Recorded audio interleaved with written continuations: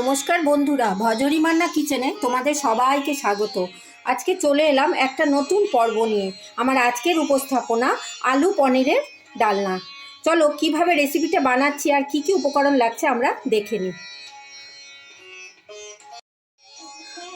আলু দিয়ে পনির নিরামিষভাবে রান্না করার জন্য আমি এখানে প্রথমে পনিরকে একটু কিউব করে কেটে নিয়েছি, একটু আলুকে ছোট ছোট করে কেটে নিয়েছি, একটু টমেটো, মটরশুঁটি ব্যবহার করব, কাঁচা লঙ্কা, আর ব্যবহার করব আদা বাটা, আর ব্যবহার করব গোটা জিরে, শুকনো লঙ্কা, তেজপাতা।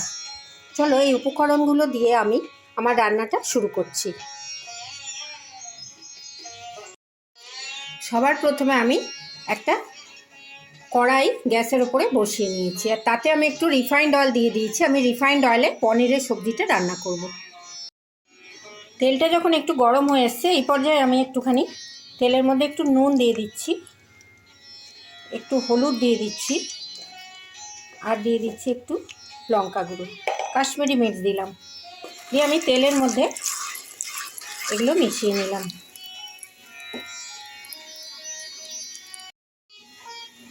এইবার আমি ওই গরম তেলের মধ্যে পনিরের টুকরোগুলো দিয়ে দিচ্ছি। এগুলো আমি একটু ভেজে নেব। পনিরের তরকারি রান্না করার সময় অনেকে পনির না ভেজেও করে, আমি একটু ভেজে করছি। পনিরগুলো একটু আমি ভাজা ভাজা করে নেব।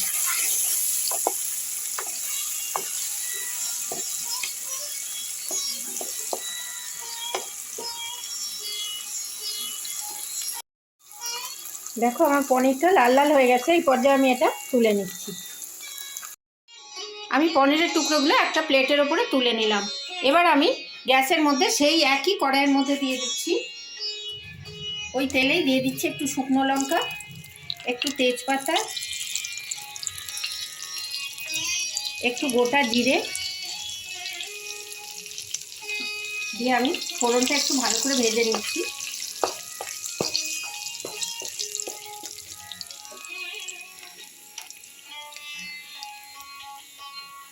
এরপরে আমি দিয়ে দিচ্ছি এটা আমি আদা বাটা। যেহেতু আমি নিরামিষ করছি, আজকে শিবরাত্রির দিন আমরা নিরামিষ খাবো, তাই জন্য আজ আমি নিরামিষভাবে আলু পনিরের তরকারিটা রান্না করছি। আদা বাটাটা একটু তেলের মধ্যে কষে নিচ্ছি।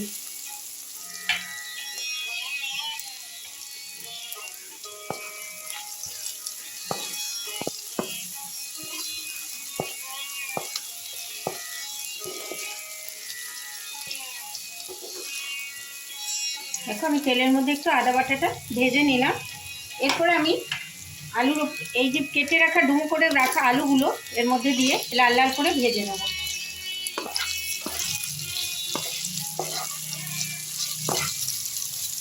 আলুগুলো একটু ভাজবো আমি। এবার একটু ঢাকা দিয়ে লাল লাল করে ভেজে নিচ্ছি।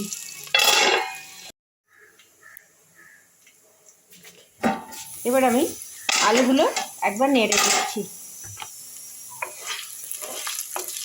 আলুগুলো ভাজা ভাজা হয়ে গেছে।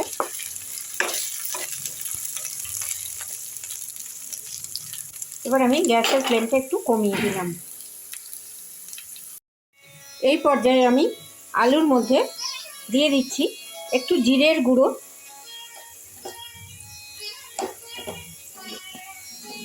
একটু ধনের গুঁড়ো, আর দিয়ে দিচ্ছি একটু লঙ্কার গুঁড়ো, কাশ্মীরি মির্চের গুঁড়ো। দিয়ে আমি আলুর মধ্যে এই গুঁড়ো মশলাগুলো খুব ভালো করে নেড়ে চেড়ে মিশিয়ে নিচ্ছি।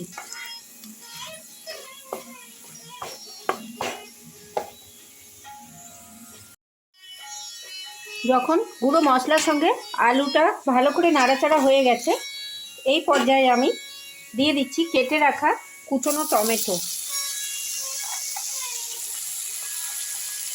আর দিয়ে দিচ্ছি একটু মটরশুঁটি,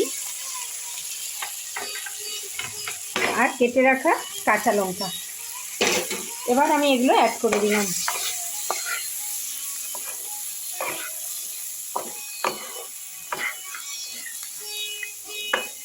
আর একটু ভাজা ভাজা করে নিচ্ছি আলুর সঙ্গে।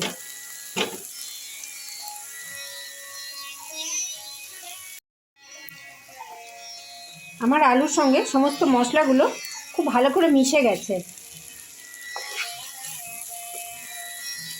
এই পর্যায়ে আমি আলুগুলোকে একটু সেদ্ধ হওয়ার জন্য দিয়ে দিচ্ছি একটু জল। বেশি জল দেবো না, তরকারিটা মাখো মাখো হবে। একটু জল দিয়ে দিলাম। এবার আমি এটা ফুটতে ছেড়ে দেবো। একটা ঢাকা দিয়ে দিলাম।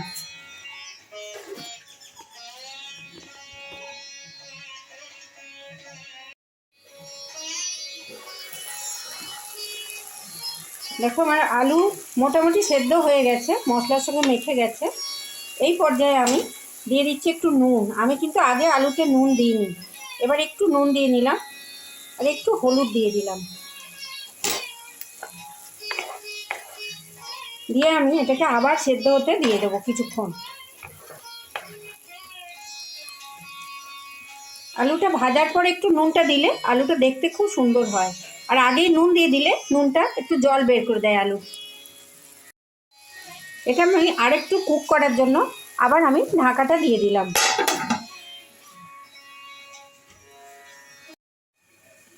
দেখি আলুর সবজিটা কতটা হলো।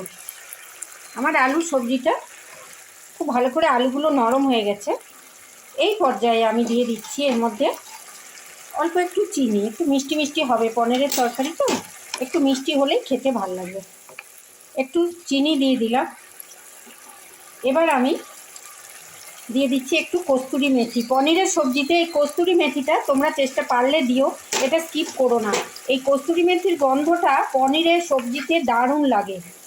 দেখো দিয়ে দিলাম, খুব সুন্দর দেখতেও হয়েছে, গন্ধটাও খুব সুন্দর বেরোচ্ছে। আমার রান্নাটা মোটামুটি শেষ পর্যায়ে। এই পর্যায়ে আমি এই যে ভেজে রাখা পনিরের টুকরোগুলো দিয়ে দিচ্ছি, সবজির মধ্যে দিয়ে দিলাম। দিয়ে আমি পুরো সবজির সঙ্গে পনিরটাকে মাখিয়ে নিচ্ছি। এটা তোমরা গরম ভাত দিয়ে, পরোটা, লুচি সব দিয়ে এই পনিরের সবজিটা খেয়ে দেখো, অনবদ্য খেতে লাগে। দেখো সবজিটাতে আমি পনির মিশিয়ে নিলাম। আর সবার শেষে আমি দিচ্ছি একটুখানি ঘি। যেহেতু নিরামিষ সবজি অল্প একটু ঘি দিলাম। আমি আজকে এই সবজিটায় গরম মশলা দিলাম না, যেহেতু আমি কস্তুরি মেথি দিয়েছি। গরম মশলা দেওয়ার দরকার আমার মনে হয় নেই, আমি দিলাম না। দেখো তৈরি হয়ে গেল আমার দুর্দান্ত স্বাদের আলু পনিরের তরকারি। তোমরা এটা ঘরে ট্রাই করো, সমস্ত জিনিস ঘরেই থাকে। নিরামিষ দিনে এইভাবে করে খেও, এটা বাচ্চারাও খেতে খুব ভালোবাসবে, বড়রাও ভালোবাসবে। দেখো আমি এবার এই সবজিটা ঢেলে নিচ্ছি। তৈরি হয়ে গেল ঘরোয়া পদ্ধতিতে, ঘরোয়া উপকরণ দিয়ে আলু পনিরের নিরামিষ সবজি। দেখো আজকে শনিবার অনেকে নিরামিষ খায়, তার উপরে আজ শিবরাত্রি পড়েছে। তাই এই কথাটা মাথায় রেখে আজকে আমি নিরামিষভাবে আলু, পনির, মটরশুঁটি, টমেটো দিয়ে ডালনা বানিয়ে তোমাদের সঙ্গে শেয়ার করলাম। যদি আমার এই ভিডিওটা ভালো লাগে অনেক লাইক, শেয়ার, কমেন্ট করো, সাবস্ক্রাইব করে বেল আইকন প্রেস করো, যাতে আমার সব ভিডিও তোমরা দেখতে পাও। কোন বন্ধু কোথা থেকে দেখছো জানাতে ভুলো না। তোমাদের ভালোবাসা আর সহযোগিতায় আমি অনেক দূর এগোতে পেরেছি। এইভাবেই আমার পাশে থেকো। দেখো যে উপকরণগুলো আমরা ঘরে সব দিয়েই আমি বানালাম। ধন্যবাদ।